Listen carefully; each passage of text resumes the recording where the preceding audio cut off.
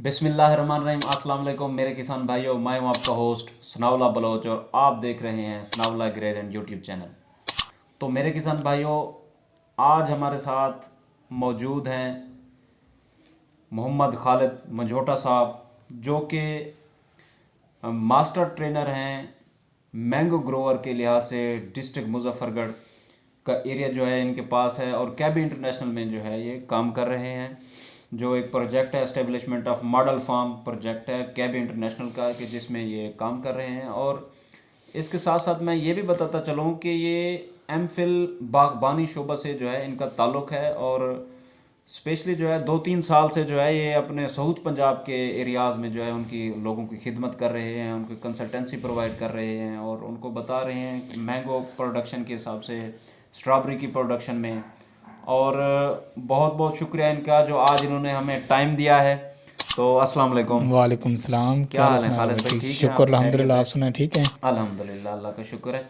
तो मैं इनकी खसूसियात तो बहुत सारी हैं, लेकिन मैं एक बताता चलूँ कि ये अपनी ट्रेनिंग के दौरान फार्मर्स जो मैंगो ग्रोवर हैं उनको ये पैगाम पहुंचाते हैं कि मैंगो लगाने से, मैंगो दरख्त लगाने से लेकर उसकी बढ़ोतरी, उसकी मैनेजमेंट, उसकी कटाई, उसकी पिकिंग, उसकी मार्केटिंग, उसकी एक्सपोर्ट इंपोर्ट तक जो है फार्मर्स को ये हैं डोर बाय डोर जो जाके जो है ये इन्फॉर्मेशन दे रहे हैं। ये उनको ये मालूमात फ्राहम कर रहे हैं कि वो अपने इतने एरिया पे जो है मैंगो लगा के उससे कितना मैक्सिमम जो है या ऑप्टिमम जो है आप प्रॉफिट हासिल कर सकते हैं।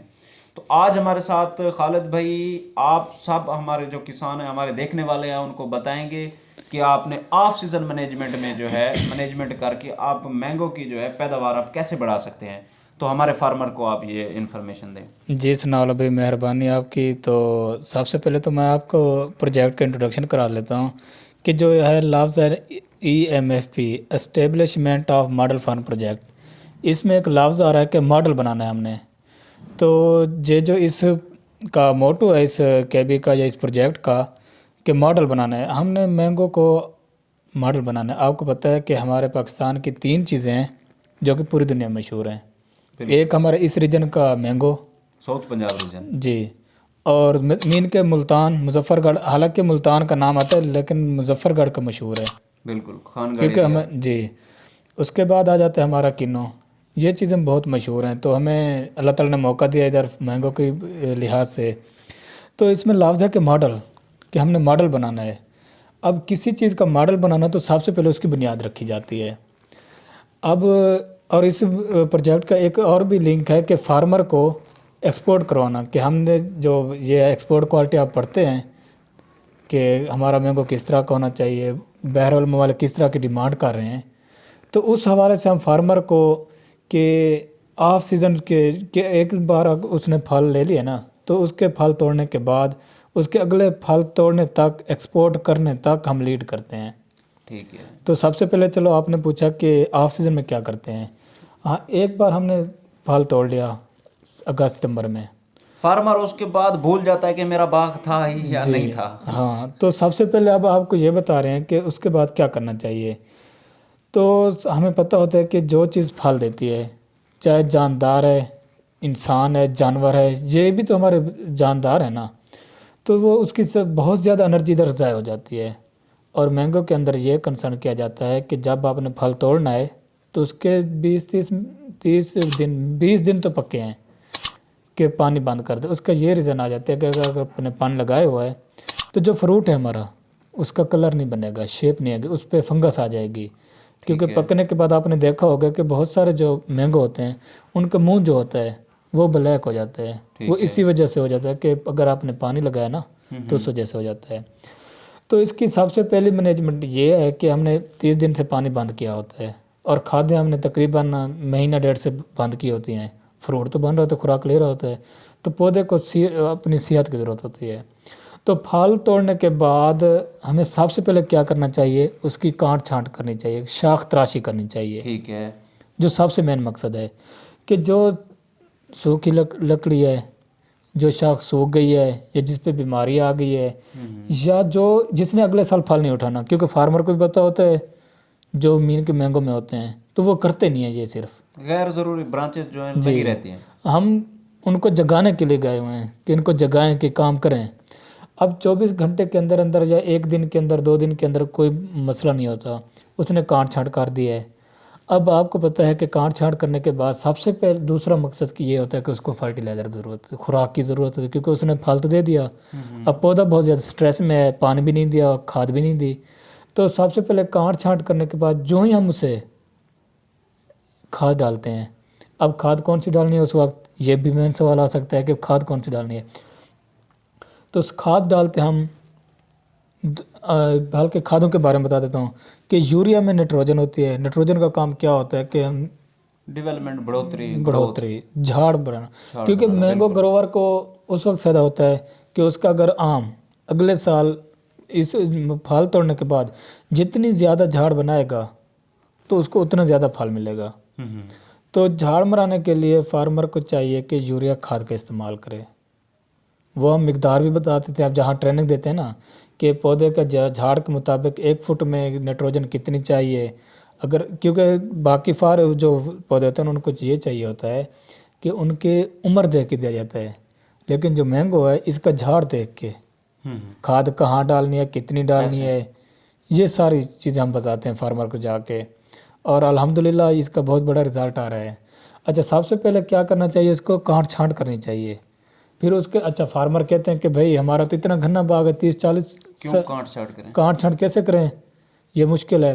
फिर हमको उनको इकसाम बताते हैं कि इसकी भी इकसाम है कटिंग की। ठीक है कि अगर जो बहुत बड़े पौधे हैं, अब देखे ना हमारा कमरा होता है उसमें कितनी विंडो होती है, छोटी सी विंडो होती है ना, तो पूरे कमरे में उसकी रोशनी चाहिए होती है।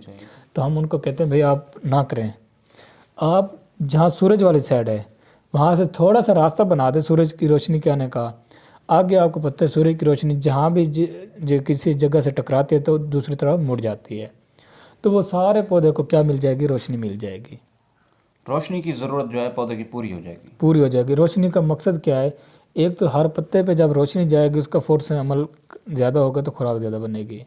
दूसरा ये है कि उस पर क्या है, कोई डिजीज़ वगैरह नहीं आएगी, इसलिए काट छांट कराते हैं। कैनोपी मैनेजमेंट इसे कहते हैं। Canopy management. और मैंगो में सबसे पहले जितने भी ट्रेनर होते हैं वो कैनोपी मैनेजमेंट के बारे में इसलिए कहते हैं कि उससे ज़्यादा ये होता है कि जब हमने काट छांट कर दिया कि एक तो झाड़ बनाएगा, जितना ज़्यादा झाड़ बनेगा अगले साल उतना ज़्यादा फ्रूट आएगा। उसके बाद क्या करते हैं कि जब कैनोपी मैनेजमेंट हो गई तो डिजीज़ की मैनेजमेंट इजीली हो जाती है। कि हमें पता है ना जब जाते हैं बाग में तो हमें पता चल जाता है कि यहाँ इस साइड पे है, अगर हमारा बाग घना खड़ा है आपस में मिल रहे हैं तो वहाँ तो बहुत मुश्किल है। बिल्कुल। और फार्मर को भी मुश्किल है, हर किसी को मुश्किल होती है।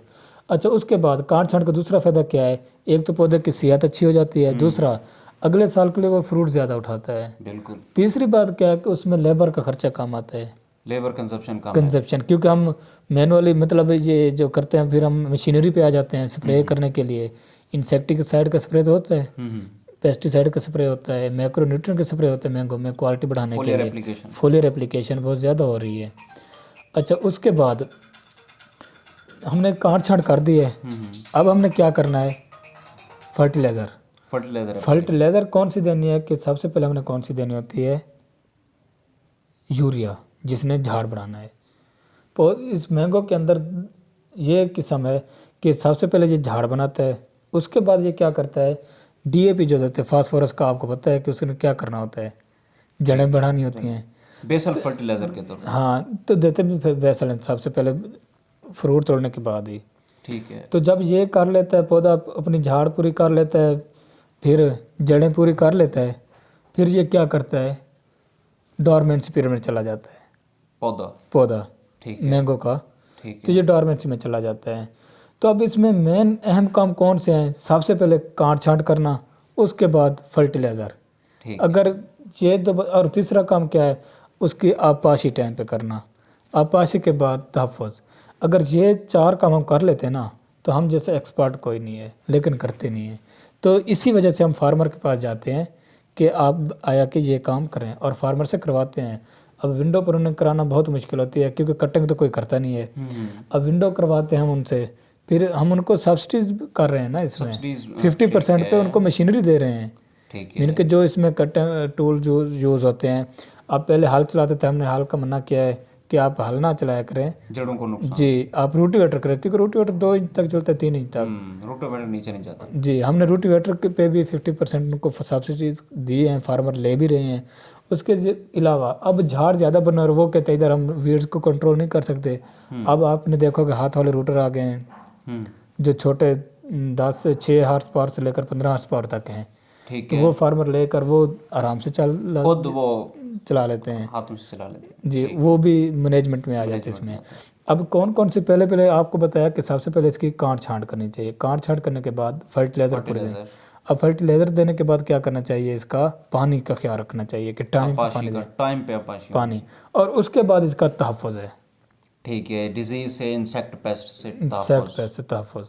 ठीक है। और इसमें जो मेन जो इंसेक्ट पेस्ट हैं, जैसे कि मैंगो फ्रूट बोरर हो गया, इसके साथ मैंगो मिलीबग हो गई, जी और बहुत ज़्यादा जिसकी वजह से अटैक होता है एनुअली, जो है आप कह सकते हैं कि मैंने एक पब्लिकेशन में देखा है कि $200 मिलियन जो है फ्रूट फ्लाई की वजह से जो है नुकसान आता है मैंगो के अंदर। फ्रूट फ्लाई की बहुत सारी किस्में, बैक्टोसिरा ज़ुनेटा है, बैक्टोसिरा डोर्सालिस है, इसकी तो काफ़ी सारी ऐसी किस्में जो इकोनॉमिकल डैमेज करती हैं मैंगो के ऊपर। तो ये जो इंसेक्ट पेस्ट है इनका भी ये ख्याल रखना बहुत ही ज़रूरी है। जी तो ये जो सीज़न 4 है ना, अब आपकी को टेम्परेचर आपको पता है फेवरेबल है इंसेक्ट के लिए, बिल्कुल फेवरेबल। तो अब फार्मर को तो उनकी अपनी ज़बान में समझाना है ना उनको। अब इंसेक्ट की एग्जाम बताते रहें कि ये है वो तो नहीं समझेंगे ना।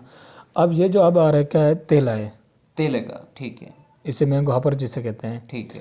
अब इसके कंट्रोल करने का बहुत ही आसान तरीका है अगर करना चाहें तो। अब सबसे पहले क्या होता है, मैनेजमेंट करना, cultural practice management cultural IPM practice. ठीक है। तो उसका ये है कि जो बटूर बन जाता है ये इसका घर होता है।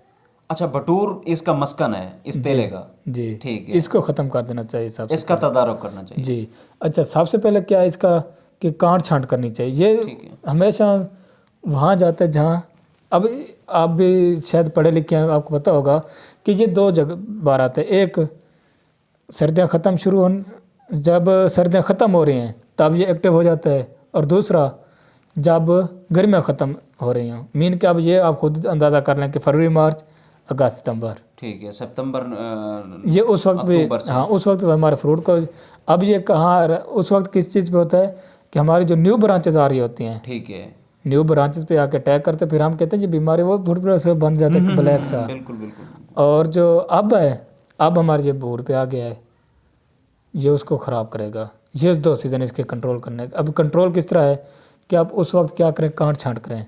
जब काट छांट करेंगे रोशनी पड़ेगी तो ये उधर जाएगा भी नहीं, उसका मस्कन ही नहीं होगा तो वो कैसे जाएगा। आपको पता है कि ये फेवरेबल टेम्परेचर जाता है। ठीक है। अब ये देखें कि इसके 2 सीज़न हैं। ये जो करंट सिनेरियो चल रहा है अब फरवरी मार्च का, तो इसमें हमें जो बूर आएगा उस पर ये अटैक करेगा।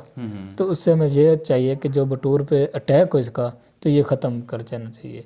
हाँ फिर जब ये नहीं हो रहा, ज़्यादा चल जाए, जिसे हम क्या कहते हैं वो थ्रेशोल्ड लेवल कहते हैं, ठीक है, ETL, तो तब हमें स्प्रे करना चाहिए। जिस तरह तब केमिकल के एप्लीकेशन करनी चाहिए।